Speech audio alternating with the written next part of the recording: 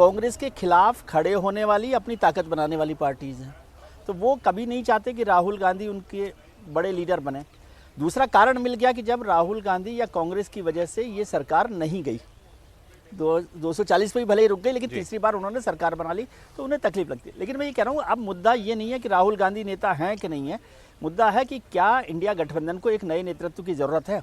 बिल्कुल जरूरत है, बिल्कुल जरूरत कि एक नेता हो, एक दफ्तर हो, एक कार्यक्रम, नया नेतृत्व, यही मेरे सवाल, पुराना नेतृत्व कौन सा है? नहीं है ना, इसीलिए मैं कह रहा हूं, नहीं है तो भी आज एक, अच्छा इसको ऐसे कह लीजिए, एक नेतृत्व की जरूरत है। नया शब्द में माफी चाहता हूं, नया कहते हैं थोड़ा प्रियंका जी चेहरा आ जाता है। तो नहीं, नेतृत्व की जरूरत है और उस पर काम किया जाए, क्योंकि उस पर और इसमें एक जो तर्क बार बार कांग्रेस की तरफ से दिया जाता है या कुछ और मित्र लोग देते हैं कि कांग्रेस सबसे बड़ी पार्टी है, यही जिसकी वजह से, इस पे तो मैं सहमत हूं, है ना? नहीं तो मैं उसी के लिए तर्क दे रहा हूं। सहमत हूं सर, अब आप मेरे वाले काउंटर में सहमत होने जा रहा था आपने। अच्छा, मैं केवल उस पर बात कह रहा हूं कि पिछले जो गठबंधन है उसमें चंद्रबाबू नायडू रहे, जो सबसे छोटी पार्टी, मतलब बड़ी पार्टी नहीं थी, उसके नेता रहे। फिर वो जब एनडीए में आ गए तब भी वो नेता रहे। फिर जॉर्ज फर्नांडिस एनडीए के संयोजक रहे, एनडीए संयोजक रहे। फिर शरद यादव रहे। उससे पहले हरकिशन सिंह सुरजीत तो बिना कोई बहुत बड़ी पार्टी के ही सब कुछ को लेकर एक साथ चल रहे थे। तो मुद्दा ये नहीं है, क्योंकि नेतृत्व का मतलब है कि क्या पूरे गठबंधन को, जो आपने उदाहरण दिए एनडीए या यूपीए के, इस सब में कांग्रेस और बीजेपी की सहमति से ये लोग अध्यक्ष बने। हाँ, तो वो सहमति बने। मैं कह रहा हूँ कि मतलब ये लॉजिक काम नहीं करेगा कि बड़ी पार्टी बने। मैं कह रहा हूँ नेता ऐसा चाहिए जो सबको साथ लेकर चले। लेकिन उसमें बड़ा प्रश्न होता है जो हर्षी ने 3 दिन पहले किया था कि क्या ममता बनर्जी सबको साथ लेकर चल सकती हैं? वो तो मेरे को लगता है अकेले भी 2 रास्तों पर चलती हैं कई बार। तो इसलिए एक ऐसे नेता की जरूरत है जो सबको साथ लेकर चले। और यदि सब पार्टियां, हमारी तो बात से नहीं है ना, यदि गठबंधन के सब लोग चाहते हैं कि ममता बनर्जी बने तो उनको बनाना चाहिए। आदमी आपको कौन लगता है इसमें? अगर कांग्रेस नहीं तो फिर कौन?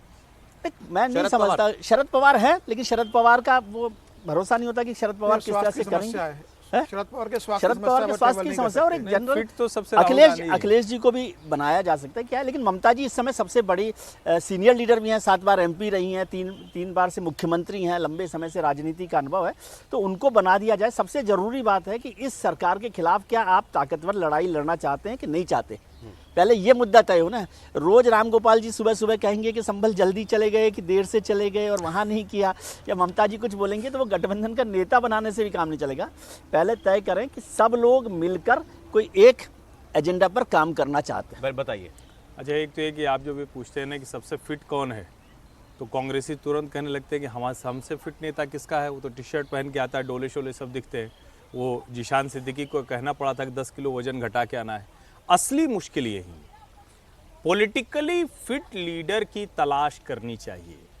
जितने नेताओं के नाम अभी विजय जी ने लिए वो कांग्रेस या किसी पार्टी की वजह से नहीं थे, उन सब का अपना एक व्यक्तित्व था जिसमें वो सब के लिए स्वीकार्य थे। सवाल ये है कि क्या कांग्रेस पार्टी के भीतर या जो दूसरी पार्टियां उनमें कोई ऐसा नेता है? इसका जवाब है नहीं है। क्यों नहीं है? क्योंकि ये सारे लोग ऐसा कोई नेता डेवलप नहीं होने दे रहे।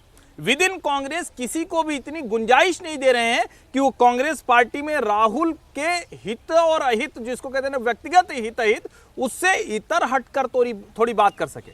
संसद में हंसते मुस्कुराते आप दूसरे के साथ दिख जाते हैं तो राहुल की मंडली की भ्रिकुटी तन जाती। असली समस्या वहां है जो पॉलिटिकली फिट होने के पैमाने हैं, उस पर विपक्ष का कोई नेता खरा नहीं उतर पा रहा है। असली मुश्किल वहां है, बाकी कौन कहां से करेगा। हां, जब लीडरशिप की बात आएगी तो मैं अभी भी वहीं पर फिर से एकदम पक्के तौर पर कहता हूं, तब कांग्रेस के नेता की ही जरूरत पड़ेगी। कन्वीनर के तौर पर आप किसी एक सर्वसमावेशी, व्यवहारिक, थोड़ा गुंजाइश वाले व्यक्ति की तलाश कीजिए, उसको थोड़ा अवसर दीजिए। भाई, नाम तो पहले भी कांग्रेस के लीडर का ही लिया गया था, मल्लिकार्जुन खड़गे का। पार्टी के अध्यक्ष आज भी वही हैं, आप राहुल गांधी कहते रहिए। कांग्रेस पार्टी के लीडर, ऑफिशियल लीडर तो मल्लिकार्जुन खड़गे ही है ना। नहीं, आप गलत बोल रहे हैं। पार्टी के ऑफिशियल लीडर नहीं है वो, पार्टी के ऑफिशियल अध्यक्ष। अच्छा, आप लीडर और अध्यक्ष बनते हैं। दो में अंतर। देखिए, बिना कांग्रेस के तो विपक्ष का गठबंधन बन नहीं सकता और बिना कांग्रेस की सहमति से कन्वेयर बन नहीं सकता। देखिए, 99 सांसद है उनके पास। आप अगर कांग्रेस को माइनस करके चलोगे तो मुझे लग रहा है विपक्ष किसी भी स्थिति में प्रधानमंत्री मोदी या बीजेपी को चुनौती देने की स्थिति के अंदर नहीं आएगा। आपको कांग्रेस की जरूरत लगेगी।